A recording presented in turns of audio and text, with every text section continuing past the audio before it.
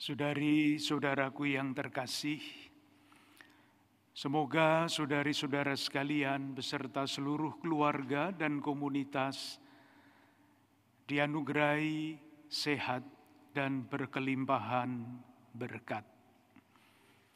Saudari-saudara yang terkasih, ketika saya menyiapkan ibadah ini, muncul satu pertanyaan. Mengapa dipilih Santa Perawan Maria diangkat ke surga sebagai pelindung gereja katedral ini? Saya tidak tahu jawabannya. Dan saya juga tidak mencari jawaban itu di dalam sejarah gereja katedral ini. Karena saya ingin menafsirkannya. Moga-moga tafsiran saya tidak salah. Kalaupun salah, saya yakin pasti maksudnya baik. Saudari-saudara yang terkasih, kita semua tahu gereja katedral adalah gereja induk. Di dalam bahasa Latin, Ecclesia Mater. Artinya apa? Gereja induk adalah gereja yang menjadi arah pandang seluruh umat Katolik dan seluruh paroki di keuskupan itu.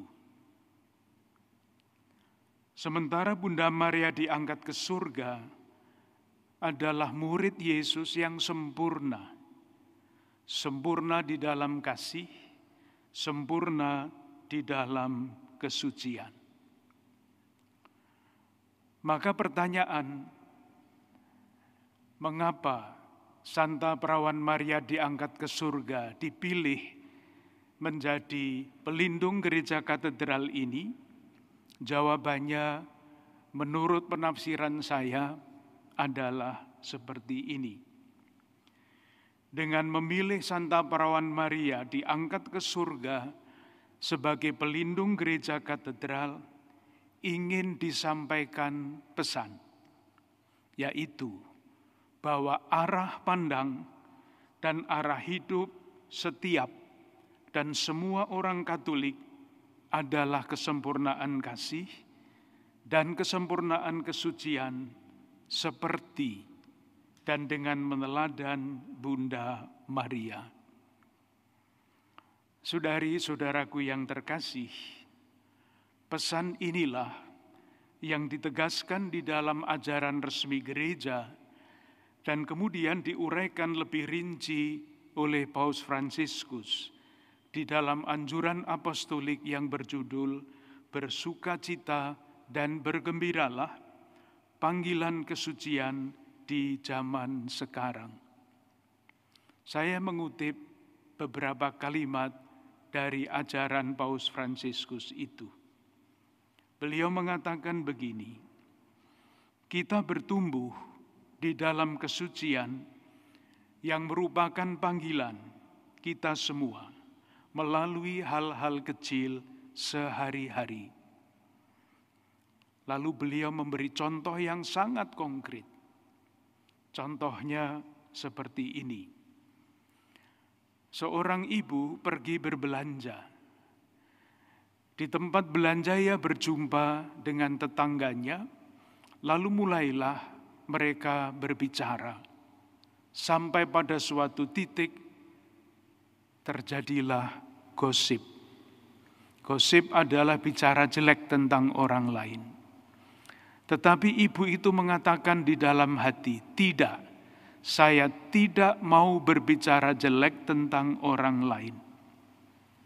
Paus mengatakan, inilah langkah konkret menuju kesucian.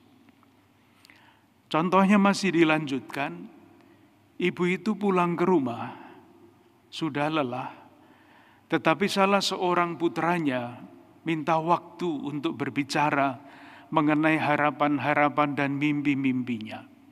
Kendati lelah, ibu itu duduk mendengarkan dengan penuh kasih dan penuh perhatian. Paus mengatakan, satu langkah maju lagi menuju kesucian. Berikutnya, ibu itu merasa cemas entah karena apa. Tetapi ia ingat, ada Bunda Maria penolong abadi. Maka ia mengambil rosario, berdoa. Satu tangga naik lagi menuju kesucian. Selanjutnya lagi ibu itu hari berikutnya pergi keluar. Dan di jalan ia melihat seorang pengemis. Ia dekati pengemis itu, ia sapa dengan kata-kata yang bersahabat. Paus mengatakan, satu tangga lagi menuju kesempurnaan kesucian. Kita semua dipanggil untuk bertumbuh menuju kesempurnaan kasih, kesempurnaan kesucian melalui hal-hal kecil sehari-hari. Saudari-saudaraku yang terkasih, dalam bahasa iman Katolik, apa yang dilakukan oleh Raden Ajeng Kartini pada zamannya, sekali lagi dalam bahasa iman Katolik, adalah bertumbuh dalam kesempurnaan kasih itu. Ia adalah seorang pelopor kebangkitan perempuan pribumi. Pokok yang mesti direnungkan lebih dalam pada kesempatan lain. Oleh karena itu, saudari-saudaraku yang terkasih, pertanyaan yang harus kita jawab adalah ini. Apa relevansi ulang tahun Gereja Katedral dan Hari Kartini yang kita peringati pada hari ini di tengah-tengah pandemi wabah virus Corona 19 ini? Jawabannya bagi saya sangat jelas. Jawaban itu adalah mari kita jadikan masa yang berat ini sebagai kesempatan untuk semakin banyak berbuat baik, sebagai jalan menuju kesempurnaan kasih dan kesempurnaan kesucian. Caranya bagaimana? Sangat banyak. Mesti kita temukan sendiri-sendiri. Kita temukan bersama keluarga dan komunitas kita dengan menjawab pertanyaan ini.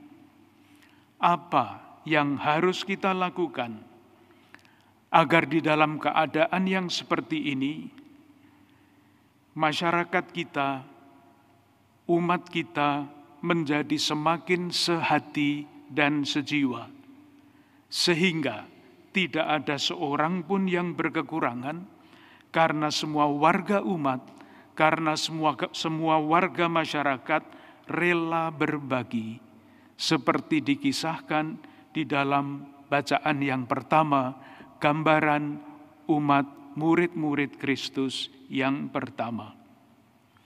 Marilah kita yakin, sekecil apapun perbuatan baik yang kita lakukan, khususnya di tengah-tengah masa yang berat ini, adalah langkah maju, tangga menuju kesempurnaan kasih dan kesempurnaan kesucian.